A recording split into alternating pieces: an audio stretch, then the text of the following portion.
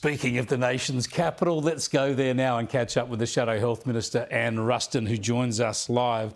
And thanks for catching up with us. Look, good news on the anti-Semitism front today in that Labor are going to support the Coalition's push for mandatory minimum sentences on hate crimes. But very confusing, very bewildering as to why Anthony Albanese won't even tell us when he was briefed on this caravan of explosives. Yeah, this is just a saga that just keeps on playing out for the government. I mean, they just need to be honest with the Australian public. I mean, Anthony Albanese is looking both weak and tricky, and trickier every day. I mean, surely but surely he can tell us when he found out. Nobody's asking him to divulge any of the briefings that he's received from any of our intelligence services. Why can't he tell us when he was briefed, just the way the New South Wales Premier seems to be able to tell the country how he was when he was briefed? It's quite extraordinary. But it was good news today or last night when the Labor Party eventually capitulated over this strong stance that Peter Dutton has been taking on anti-Semitism. And so we were delighted to see that through the Parliament today. And, you know, hopefully it sends a message to our Jewish community particularly, but to any community out there that we're really deadly serious about keeping them safe, even if the government did take a while to get dragged kicking and streaming to the table.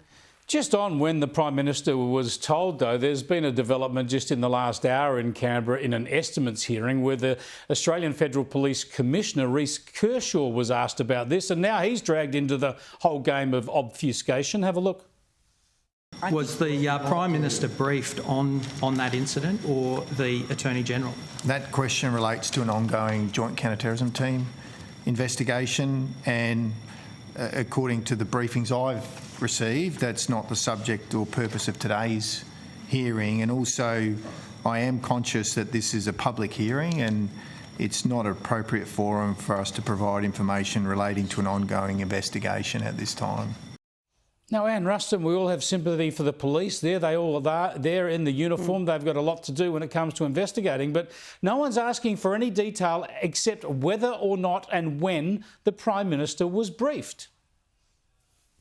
Yeah, and I mean, what you've just witnessed there is a situation where a public servant doing his job is stuck into a really awkward situation because he's trying to make sure that he doesn't, you know, cause the government any problems, as I suppose most public servants would try to do.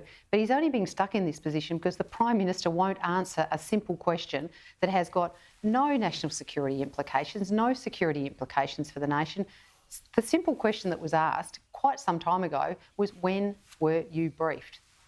You know, I would have thought that was pretty simple and we wouldn't have wasted all this time, because it just looks like the Prime Minister's got something to hide now because he's refusing to answer a simple question.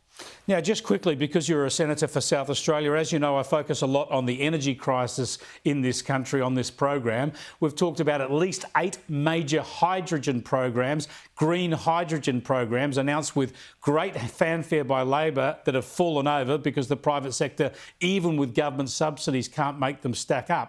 There's a big green hydrogen project planned for Whyalla, backed by the state government in South Australia.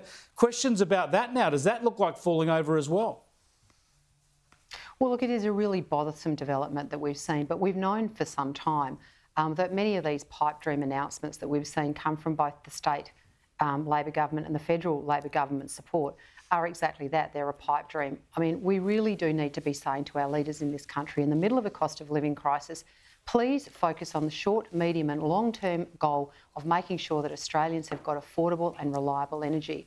You know, going out there and throwing billions or hundreds of billions, if not, you know, more money at projects like this, when we really should be focusing on the issue that's at hand at the moment, and that is making sure that we've got long-term security. And it's, you know, this all eggs in one basket pipe dream that we're seeing play out around hydrogen.